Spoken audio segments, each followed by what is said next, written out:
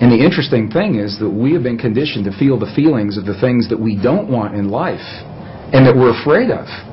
We wake up in the morning and we see the 6 o'clock news and all the things to be afraid of, and then we go through our day saying, oh, I hope I'm not going to see that today, or I hope it's not around the corner.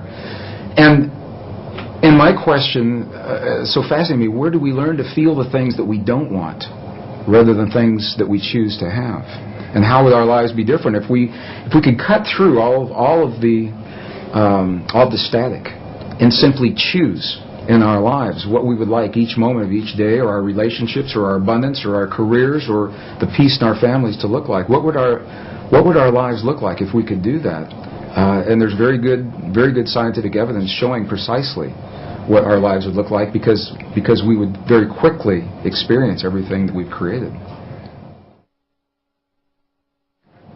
As a scientist, one of the first things I had to understand, and again, my training, I was trained in the hard sciences, and there was no allowance for any inner experience to have an effect on our outer world to begin with. Number two, I was raised in a relatively conservative community in the Midwest. I was born in Missouri, Kansas City, Missouri. Excuse me, in that part of the world, when you talk about emotions, they kind of get lumped into this nebulous experience. Thoughts, feelings, emotions are all the same thing. We really don't talk about them much. And by the way, as a male, we don't want to see much of yours. So that was my upbringing. So I began to understand when we go into the other cultures, and I'm referring again and again to this wisdom. We had this wisdom in Western cultures, and it was lost in the 4th century.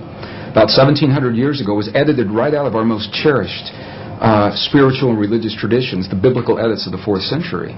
It was not edited from the other cultures that we have visited, and that's the value of going into these cultures. And they identify 3 separate yet related experiences that we all have in our bodies, and they literally call them thought, feeling, and emotion. And here's the difference. The thinking they identify with the 3 upper energy centers of the body. The Sanskrit traditions have a 7 energy center or 7 chakra system that they work with. And they say the upper 3 are related to what we call thought or logic processes. So when we think about something, we picture it in our mind, that perfect relationship or peace between nations. But we can only invite it into our lives when we breathe the power of emotion into that thought. The emotion comes from the lower 3 of those creative centers in our bodies. So when we breathe the power of emotion into our thought, we imbue that thought with life. And those 2 energies meet in the one center that is not accounted for yet in our model. It's in our heart. Or what scientists call the 7-layer liquid crystal oscillator in the center of our chest. But we'll just call it our heart. Because that's what it does. Our heart is creating electrical and magnetic waves that are influencing the world around us based on what we think and the emotion that we breathe into those thoughts to create the feeling. So now we've just defined feeling. Feeling, by definition, from the Sanskrit tradition, is the union of thought and emotion. It creates the feeling.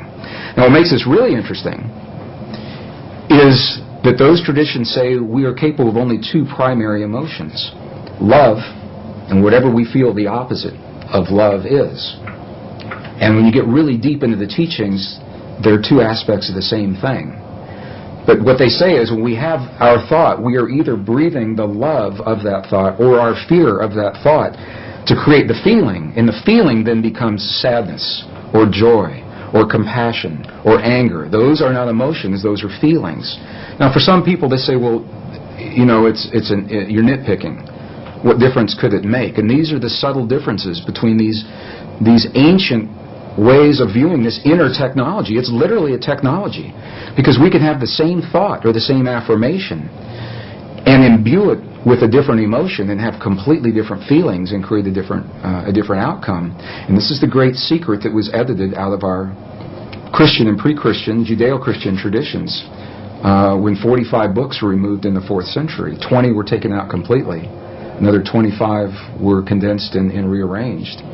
And we know this because we found the information now in the Dead Sea Scrolls, the Nag Hammadi Library, the Coptic, the Gnostic texts. So we know what those texts would have said if we had